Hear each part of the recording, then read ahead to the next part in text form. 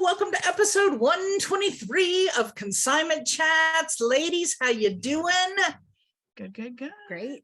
All right, listen, we have got to talk about this thing that changed our lives in both our personal and our work life, because I don't think it would be fair otherwise for us to keep it to ourselves. So I think we need to talk about it, talk about how it changed our lives, what different things, so that people know, because they need to know. But before we get started, I want to tell everybody, hang on till the end, because we do have a couple of big announcements to make that you don't want to miss. So let's talk about this. Libby, I got to let you start. All right. So the tagline is turning simple disciplines into massive success and happiness. All right. So we have our C Chats book club, and we chose the book, The Slight Edge, or actually Paul Apollonia recommended it. And we thought, all right, yeah, we voted on it. This is what we're doing.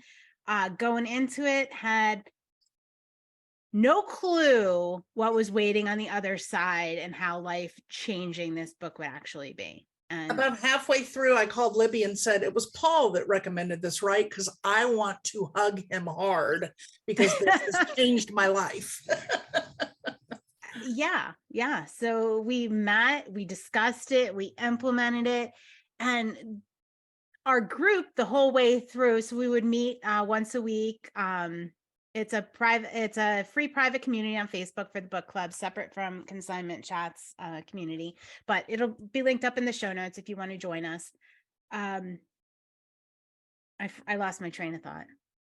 Okay. And she lost her train of thought. This is not part of the life-changing things that we learn by reading this book. It is not. So because our train of thought gets lost sometimes, we're also going to implement this book every first quarter, right? We're going to kind of revisit it and check it out. Is that what I remember? Every first quarter, because it was that good, and something that I think everybody will benefit from doing once a year. And I mean, to go back and revisit what we talked about. So everybody I know what I was going to say. Everybody kind of had the same response. Like, we're reading it, we're like, yeah, that's common sense. Why aren't we doing it? It was nothing that was difficult to do. It was nothing that you can't easily implement in your daily life. It was personal, it was business, it was everything, and nothing major you need it to do. So the whole concept, Molly, do you want to talk about the whole I guess it would be a parable that he talks about at the beginning? Are you talking about my plant grow thing? He had several. Yeah, he had several. Which one was your favorite? Well, I liked the lotus one. Oh my gosh, I liked them all. One that sticks in my mind that was really a shorter one, but I thought very powerful, was the one about the frogs. And the two frogs that fell into a container of milk. Cream. And they couldn't get out. And the one, after time, just got tired, gave up, and sunk under. And the other one just kept swimming. And all of a sudden, over time, he started feeling solid beneath him, and was able to get out because he made butter. Yeah. Oh, I like that. He kept going. He just kept going and going and going. Now, I thought when they said it was something solid, it was going to be that he stepped on the other frog that was underneath, but that is not the philosophies we want. That was not part of it. That's just where my brain goes. And I'm like, oh no, he's not going to step on the poor frog that doesn't know. He made butter because he just kept doing little paddling. And over time, he got to the great goal he was looking for and got out. And everything becomes stable underneath you because you're working on it little by little. Little by little. I like it. So I'm going to, some full disclosure here before we continue talking about this book. That impressions. Let me bring down my fake microphone here. Okay, go for it. I didn't read this book. For those on podcast that didn't hear that, I didn't read this book, guys. I didn't. This book started with me and a ton of excuses as to why basketball season for my daughter was more important than the book club. And then I just never picked it back up. So I did read like the first chapter. I get the premise of it. It's all about baby steps. These wonderful ladies keep giving me snippets of it, and I will be reading the book, and we will be doing it every year. So I'm gonna get there. I'm gonna invest. I mean, by the time we're done talking about it, you'll feel like you've read it. I feel like I do just talking with you guys every week. Like I'm already implementing it. I just haven't actually read it. Yeah, you are implementing it. And it's all like the whole premise is just simple, small actions. Now, all right, here's what was really hard for me to wrap my head around. Like we all want that quick fix. We all want that like big heroic actions, become a success, and it just kind of happens. And the reality of it is it's small, incremental, very incremental steps. And when you're looking at somebody else who's maybe successful that looks like an overnight success, chances are they are not an overnight success. I mean, probably 99.9%. There's no such thing. They've been working on that for a long time and building these very simple daily disciplines. Or they didn't, and it's not a success that's going to stay because they didn't put that foundation under themselves. They Right. somehow got lucky and found some weird thing that made them a thing, and it probably won't last because they don't have these disciplines.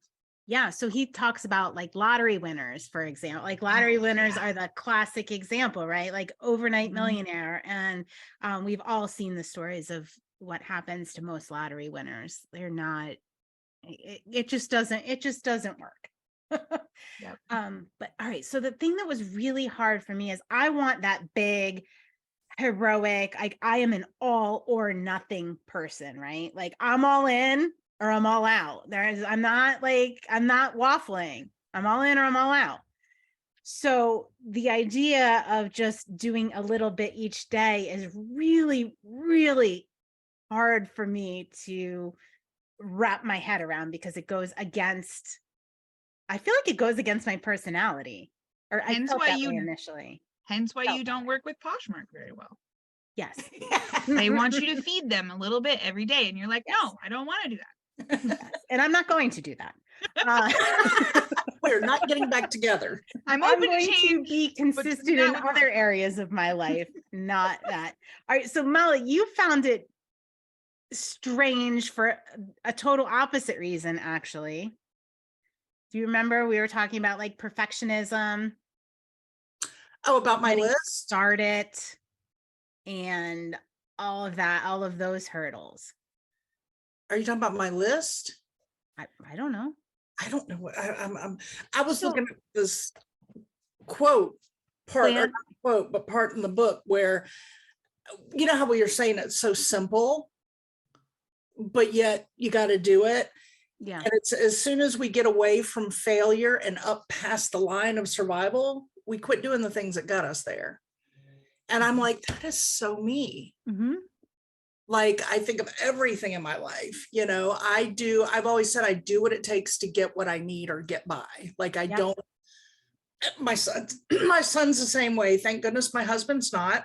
It's good that we have him in the family. But we, Cal and I both are going to be successful to where we want to be, but we're never shooting for higher. And we get where we need to be. And then it's like, why? Keep doing those steps. And it's not necessarily want, it's just your cycle. This is like your comfort zone. You get to where your comfort zone is, and you don't even see a problem with the comfort zone until something pushes you out of it and you go, wait why was I just cycling there? Why was I? And then that's what gets you there and goes, wait, I can do something different. Yeah. So we got to keep, but I really, so I was saying like the hard part for me was, again, the all or nothing, like small, simple disciplines and how to pare that back into things I can do every day. Now, Molly, I think the part that you struggled a lot with was not being a perfectionist, right? Like, I'm going to start on a Monday. I need my list in order. I need to be able to do that in that first step, which is like they talk a lot about just that first step and goal setting. Y'all, everything starts on a Monday. always has. Every diet starts on a Monday. Every new project starts on a Monday. You can tell me to start it on a Friday, but Friday doesn't work. It's got to start on a Monday. Like, you're right. No, that is, I am, but this is like, no, you start right then. Just take that little step. That little step. What was it that I called you about that time I was struggling and you slight edged me and we got through it and you were like, no, what are you going to do right now? Which time? She's been doing that to me. She's slight edging everything. Our Patreon group, she's like, that's her new edge quote is, I'm going to slight edge this. I'm going to slight edge this. Hold on while we slight edge this. Yeah. So, because for me, I have to have all my ducks in a row before I start. And even the backup ducks, Samantha, they all have to be right there, ready to go. And then on Monday, we can do it together because everything's lined up. I got the right markers, poster board, whatever it is I'm doing, but it's all perfect. It's everything I need to get it done. And it's all where it needs to be. How much time do I waste and get overwhelmed and then don't actually start it because the store was out of the perfect markers I needed to do what I needed to start. So I got to wait till they get back in, because if they're not the perfect markers, I can't make that poster board. I mean, the gratitude journal was a really good example of this. Right? That I couldn't get my gratitude journal. Like I could start writing in a notebook that I have right here, but I had to get a very special notebook. Right. Yeah. It had to be just the right notebook that I actually found on Girls Weekend in Beaufort at a little gift shop. I'm the person that's over here like, okay, I'm thankful for. Those of you on podcast, Samantha's writing with a pen on her arm. Meanwhile, I got to have my favorite pen and this extra special pretty little notebook that I find somewhere before I can start a gratitude journal. Yeah. But really, you just, do what Samantha did. Just write it on your arm. On my arm when I wake up in the morning with lipstick. You know, like, who cares? It's the thought that you're thinking about three things you're grateful for, and you're putting them down. You're writing them in some form. Yeah, so I've been doing that since we started the book, writing them down every morning in my pretty much free notebook on my bedside table. But anyway, yeah, so that has been a simple discipline that has brought me so much happiness and focused me so much in the present. Now, I'm not a journal person. I never have been. And I really just bristled at the idea of doing that. Like I would say 3 things in my head I was grateful for, but I can tell you writing them down makes a world of difference in how it sets your day. Like I do that before my feet hit the floor in the morning. I get why it's hard for you though, because I mean, like, number 1, you're thankful for Samantha. Number 2, you're thankful for Molly. And then coming up with that third one must be real hard for you. Where do you go after that? Yeah. Yeah, you're right. I mean, where do you go after that? I'm thankful for Consignment chats that I have them together in one together. Right. I'm glad that I can put them in this cup together. So that was a major takeaway, I think, for a lot of people in the group was that gratitude journal and just staying focused in the present. And, you know, there's all sorts of things that you can track or make progress on daily, right? And it breaks it down for you and like every aspect of your life, what it is and what that kind of means. And I think that's one of the beautiful things is the way it breaks it down. It makes you think about all these categories in your life and the little things you can do to make big changes. And it's a good way to break it down. Because I mean, that's essentially the book. Again, having not read it. But what I'm gathering is that it's not about like the system and all this stuff that you have to remember, things that you have to change or stuff that you have to buy or do. It is literally just taking the tools that you have around you and things that you know how to do and shifting your mindset to do them every day, to take little pieces and do it. And the more little pieces you do and the longer you do it, your mind, it's like diets don't work. You're just essentially just boom, I'm going to do all this stuff on Monday. But if you change your lifestyle, instead of regular potatoes, you start eating sweet potatoes. And then instead of having this, you start having that. And you just do that shift then eventually the more you build on that, you have a totally different lifestyle, and you didn't have to do a big crazy crash thing that you don't stick with. Right. It was plant, cultivate, harvest. Plant, cultivate, Is harvest. all Thank right. you. So Yes. if you think about that, like an agrarian, like early agrarian society, there was always like, we were instilled with the concept of you plant something, you cultivate it, and then you harvest.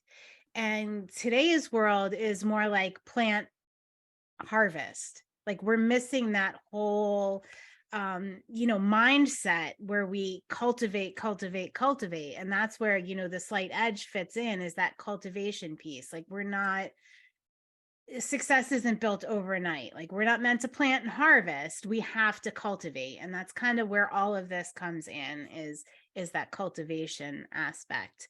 And I see that in my kids, I see that in myself. Like I want instant gratification. And it's funny, I think it's kind of generational. I remember when I was in my early 20s, one of the elders of my family made a comment of, why does your age group, your generation, now think that you have to get out of high school and have exactly what your parents have? Like my mom and dad built, we never thought, okay, I'm going to get out of high school, and I'm going to own a car and a house and be married with a dog and 2 children. But for some reason, your generation, and it was true, all of my friends I would talk to, we had it in our head, like, I can't wait to buy a house. We got to buy a house. We got to buy a house. Well, my parents didn't buy their house till after they were married. I know so many of my friends that bought houses before they were ever engaged by themselves, because we felt like we had to have that then and there. Got to have it, got to have it, got to have it, got to have it. And now I find with our children, it's even worse and quicker, and want it in my hands, poof, Instagram made me buy it. TikTok made me buy it. I want it all right now. And that's what I'm trying to instill back into Cal, because Cal will make comments like, oh, look what adult money can do, ha, ha, ha, And I'll say, yes, Cal, but look at how old your mom and dad are and how long it took us to build to the adult money. Like, it doesn't happen overnight. That's where your hard work that you put in now down the road will get you there, Right. But it is sounds like some kids are going to be getting the slight edge for Christmas this year. Right. But I mean, it seriously is a gift, to be able to, instill in your kids. I mean, I consider it a gift. I don't know if they will. Maybe like hole in their stocking. I'm not sure, but I think they would really appreciate it. I think so too. I think everybody should read it. And I don't say that about many books, because I think your reading choices are very personal, and people read what they want to read. But this book, I think everybody should read it. So in our group, I just want to, shout out everybody that participated in the book club and came to the Zoom meetings and discussed and shared their personal journeys with it and things that were going on. Thank you, thank you, thank you. One of the things that really stood out to me was there were a couple people that had humongous goals, right? And they just wanted to get it all done, right? I want to just I want to do it all in one day. So we forced ourselves to take that task and break it down into small daily, we use timers, actions. And the progress over the course of a week, or the progress over the course of 2 weeks, was so inspiring. And I was just so grateful that people shared that with us, because I mean, wow. Yeah. Like that little bit of time. Yeah. Was amazing. Now I'm going to share something a little personal here. I'm going to say I learned from my failure with the slight edge, because I'm going to use my business as an example. Like I would organize 25 minutes a day. It is my least favorite thing to do, but it keeps everything on track here. And so I was slight edging that 25 minutes a day, 25 minutes a day, 25 minutes a day. And then I added in some other 25-minute activities and some other 25-minute activities and was timing them. And I was like, I can't.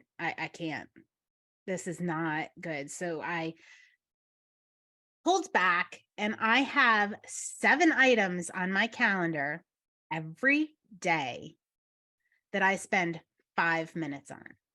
Some of them are huge tasks that'll take me a year, 2 years to complete. Some of them are simple daily actions. And I put a little heart on my calendar next to them every day. And I'm only committing myself to 5 minutes a day of organizing. If it turns into more than that and I feel like it, great. But I can at least force myself or commit to 5 minutes without feeling like 25 minutes, like I had to have a chunk of time set aside for that. I'm 5 minutes. impressed with 5 minutes because I think it would take Yeah. me 5 minutes to get my head fully in the game and get it started, and 5 minutes of coming down from it. Like, Yeah. To give just 5 minutes, wow, I'm impressed. So I have 5 minutes like daily activity, but if I go for a walk, it's going to be more like 25 minutes, right? Like, but I'm at least going to get 5 minutes. Okay. I'm at least going to organize for 5 minutes. I can do that after I do my shipping in the morning. It's not like I have to, I can fit that in wherever. So I think that was one mistake I made in the beginning, was like kind of over committing to these simple tasks. So I scaled it way back. I'm keeping it real simple, one in every facet of my life that I spend 5 minutes on a day. And I'm real happy. I like it when you say a minimum of 5 minutes. That I like that more. I like that better. Right. Minimum of 5. Because if you have like, let's say an hour, right? Mm-hmm. Even you got to cut a section out of your day for an hour or even 25 minutes. Like you could easily say, I don't have time for that today. Right. The excuses creep in like crazy, but how can you make an excuse for 5 minutes? How? Like, yeah. I'll let you know. And right. It will happen. No. When I figure that one out, I'll tell you. Because then So- that 5 minutes is either going to spark your motivation to do that today, or you're going to get a quick 5-minute task done and you'll do it again tomorrow and see if it sparks again tomorrow. And like you said, you could spend the next hour on it because it sparked. But setting aside that hour and nothing sparking, you're really not going to get that much done. But 5 minutes, yeah, you can't make an excuse for 5 minutes. And I'm pretty good at excuses. I'm really good at them. There might be some Olympic medals hanging somewhere in my house for excuses. I don't know. I'm kind of curious if anybody slight edged anything without even knowing it had a name. Put it in the comments. If you knew what it was and you accomplished a goal, we want to hear about it. You took a bit by bit by bit, day by day by day by day, right? Yeah. Well, I want to tell you one of my aha moments, which I know I talked to you, Libby, about it when I had it, because I've said on many episodes, I am a list maker. It's what I do. It's how I have learned to get things done in my life with my ADD brain. Lists are my jam. But I've never put a lot of thought into them. Like they've always just been a list. Like, okay, today I got to check it off, check it off, check it off, check it off. You know, ooh, adrenaline rush, check. Ooh, adrenaline rush. So now, after I did the slight edge, I found myself putting so much more thought into what went into my list. Like, what was its purpose? Like, is it something that is going to be a piece of a bigger goal? And before, I would never think about that. I would just write it down. These are the things I have to or want to get done today, knowing that anything that didn't would move to the next day. But with this, there was so much more intention and thought into why I was putting that on my list. Like I write, okay, well, why are you putting that on your list? What is the outcome going to be down the road by you doing this today, tomorrow, So I found those lists now, instead of just something that I got a little dopamine hit from checking a box, actually has a lot more thought and meaning to it for me now when I check it off the box. It's now not just that little rush. It's just bigger. It's bigger. Wow. Instead of a little, ooh, that feels good, it's a whoop, there it is. I'd flip that. Oh gosh. Had to work that in there, didn't you? All right. So one of the other things that really, it was chapter 13, because I said, you guys are my chapter 13. it was all about mentors and mentorship and community and how important it is. And I needed this reinforced, how important it is to surround yourself with the people that are going to lift you up, with the people that are on a similar path to you, with people that are more successful than you. And, you know, just to build that group of people and to really step away from toxic situations and set boundaries. And, you know, it's something we all know, but I don't know if it's something like we actually think about and implement in our lives as much as we should. I know I wasn't. But our Patreon group, our C Chats group, our mastermind group, that's the word I'm looking for. I'm sorry. Our mastermind group really is filling that role. So we really have gone all in, and mine, you know, motivation for doing that was actually that chapter 13 was to, you know, really concentrate on the mastermind group, surround yourself with people that are lifting you up and helping you, and, you know, not afraid to call you out is the other piece of that. Not just people that are all rah, but Right. people that really will want you to succeed. And yeah, so Love accountability. yeah. I know. Our General Samantha accountability girl. Yeah. I wasn't expecting to get that out of the book at all. It was kind of a surprise to me. So that's why I was texting you guys as I was reading it. You are my chapter 13.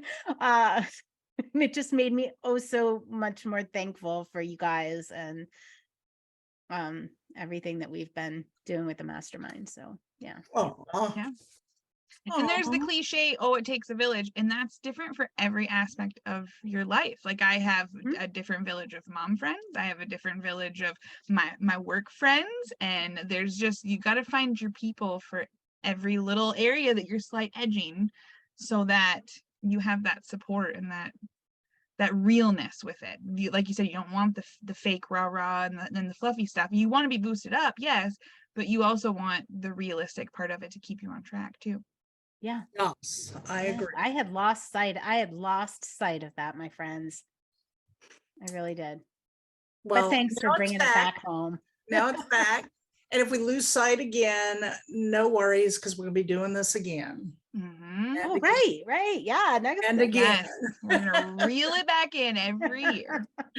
Make you rethink about it. What have I walked away from? What did I, and I can't imagine how much we're going to grow reading it a second and third time, because you're, I think, going to get even more out of it every time you read it. Or maybe a first. Yeah, that'd be great. Yeah, first time you read it. Yes. So Yeah, I mean, my life is substantially different from the time like I almost consider my life like before I read The Slight Edge and after I read The Slight Edge. yes, BSL, Yeah, ASL. whatever kind of acronym like you want to assign to it. All right. Hey, are we ready for these big announcements, or do you have anything else you want to say about this book? Because we're bringing it back. We know that. We've talked about joining the book club. Yeah. Anything else? All right. So I want to announce our next book. We put it up for vote, and we're going to be doing Profit First. Talk about bringing it back. Yeah. It is a topic of constant topic of conversation. Yes, we're going to be doing that in the C Chats book club. We're also going to be bringing you a recording with Profit First coach, which is going to be super interesting, whether or not you do Profit First. I'm really excited about it. And there's a new version of the Profit First book. We'll be doing the original, but as a supplement, there is Profit for Ecommerce Profit First. So I'll be reading that, and you guys can read along that as well. So it'll be a nice little supplement to Profit First, and we'll be all walking through, and those of us that want to implement it, we'll be implementing it alongside of people who have already implemented it. But it is business changing. Us included. I am going to implement it. Libby has already implemented it. Yeah. I think the last time we went over this, I was still at my old job. I don't think I had even went full time yet. So I was like, whoa, that sounds like a lot, guys. I don't know about this. Yeah. But now I'm ready. You're Yeah, ready. you're I like, can, "I I know need it." you're ready. Oh, you're totally ready. And I need it. the one plug I'm just going to put in that for that, the reason why it is a like a business booster is once it's implemented, you can make business decisions so much more effectively, efficiently. You know exactly what you have, what you can afford, and it's just a beautiful, beautiful thing to have that peace of mind. So hit that link below and get in the book club so you don't miss it. It is free, it is fun, and we grow together and support each other. Yep. So make sure you do that. All right, I got one more announcement to make. All right. I want to tell everybody about our new series.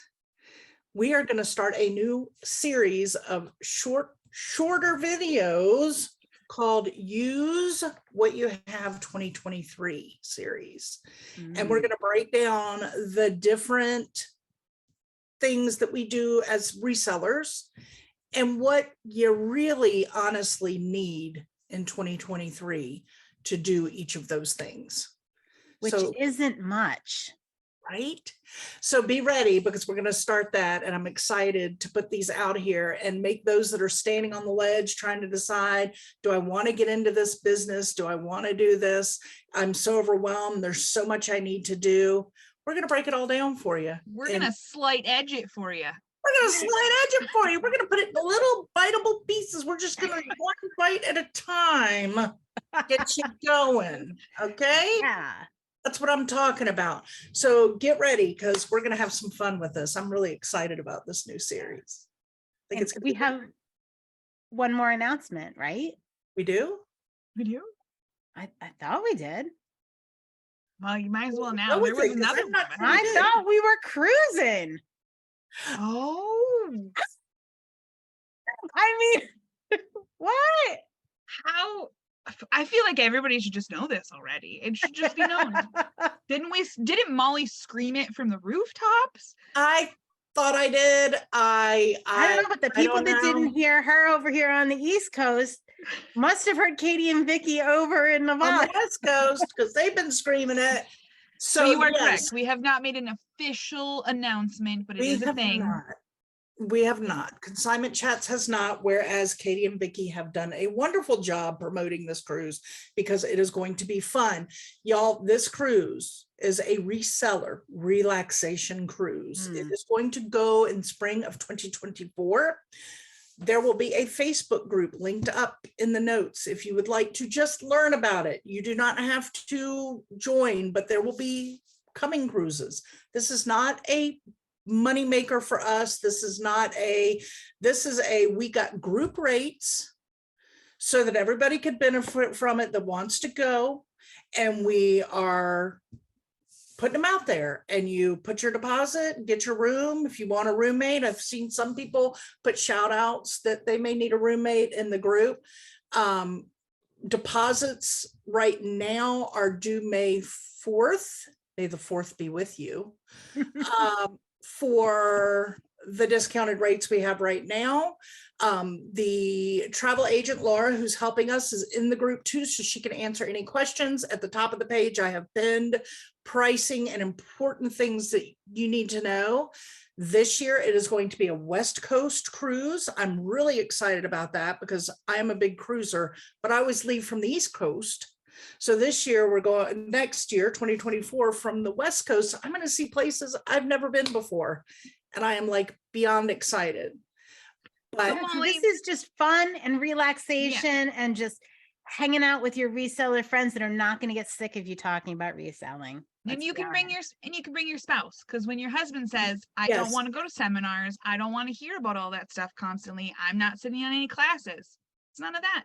We're not doing any of that. The only thing that we're doing is we might put out there, hey, after the boat leaves the port, if anybody who wants to meet at such and such pub for drinks at 7, there'll be a group of us down there. Or there might be a little scavenger hunt game in the works just for fun. But it's really just about networking. It's about hanging out with who you feel like hanging out with at that moment in time, having alone time if you want alone time. You do you. enough networking to make it a business write-off to say that you are still learning and working with things. We are not tax professionals. We cannot say that's how you do it. However, I was just gonna say that disclaimer. I can't guarantee that, but if you do have enough of them, those chit chats next to the pool or in the casino there, then it could count. It could count. I don't know. Not the casino part, but You never know. You never know. So this is just a new fun thing that we've decided we would do. Hopefully once a year. We're going to see how it goes. And like I say, it is not a moneymaker. It is not a conference. It is just somebody's planning it, which is us and Vicki and Katie. We're getting somebody to put a group rate for us, and we're putting the dates out there and saying, if you can come.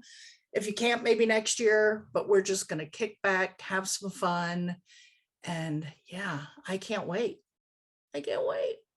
Somebody put in there, it's like waiting for Christmas in the group. And I'm like, oh my gosh, it so is. It is like waiting for Christmas.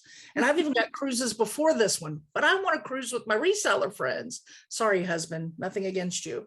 But I'm like so excited to get on a ship with my reseller friends. So Yeah. there you go. awesome. There you go. All right, y'all, that was a lot of big announcements. I'm excited. We have a lot going on. All I right, lost it. listen. Until next time, my friends. Look, I don't have my C Chats cup. I got my Oh, cheers. cheers.